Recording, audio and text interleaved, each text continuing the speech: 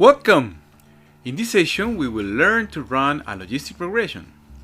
This type of regression is useful when the dependent variable is categorical. Although we are clear that this is a neural networks course, the objective of running a logistic regression is to compare the precision of the models and also highlight some advantages and limitations of neural networks.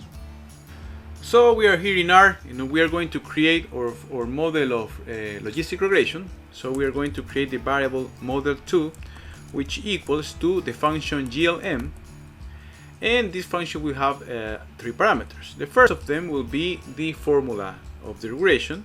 So we have the dependent variable is defaulter flag, and defaulter flag equals to alt 126 to all the variables in the dataset. When I put that period, I'm telling R use all the variables of the dataset less than the dependent variable and also less than the other dependent variable that we are not using, which is defaulter type. Comma, shift enter, so I go to the other line. Then I'm going to tell R that this is a logistic regression. So I'm going to tell the family of this regression is binomial, zeros and one, or just two categories.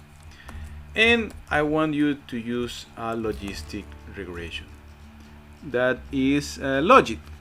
Actually, is this one that is suggesting logic. This one. Okay. Then I press a comma, shift enter, so I go to the other line, and I'm going to tell R that I want it to use the dataset training. So we are ready to run our logistic regression. I press enter. And it has done the regression. We can look at it at model 2. We have it here. Model 2, a list of 30 elements. And we are going to summarize this regression, the summary of model 2.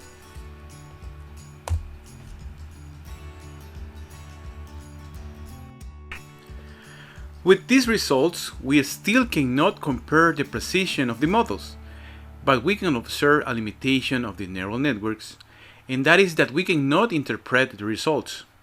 They are a black box. On the contrary, we can draw some conclusions from the coefficients of the logistic regressions. Firstly, we can see that almost all the independent variables are statistically significant.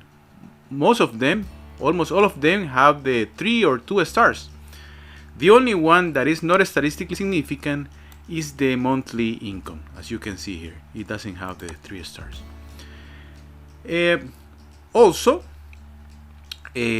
Secondly, and perhaps more importantly, we can interpret some of the results with the signs of the coefficients. For example, we can observe that the older the age, it has a negative coefficient, and also the higher the down payment fraction, the down payment as a fraction of the total credit, they increase the probability or decrease the probability of falling into default. As you can see, they have negative coefficient. On the other hand, having a washing machine and a fridge, which are proxies of the person lifestyles and perhaps the customer solvency, their capacity for repaying the credit, and also having signed the full post-data checks, you can see here, they also reduce the probability of defaulting. These three variables have negative coefficient, as you can see. On the other hand, and now I can talk on the other hand because I will talk about one that has positive coefficient. Having a higher number of dependents increases the probability of falling into default. As you can see in this variable, the number of dependents has a positive coefficient. And probably the things that I have already said may be very intuitive conclusions, and we did not need a regression analysis to determine them, but they could confirm, or the regression analysis could confirm and give statistically support to managerial decisions regarding credit policies. It would have been very difficult to obtain these insights with neural networks, because in that case you cannot interpret the coefficients, despite the predictive power of the neural networks.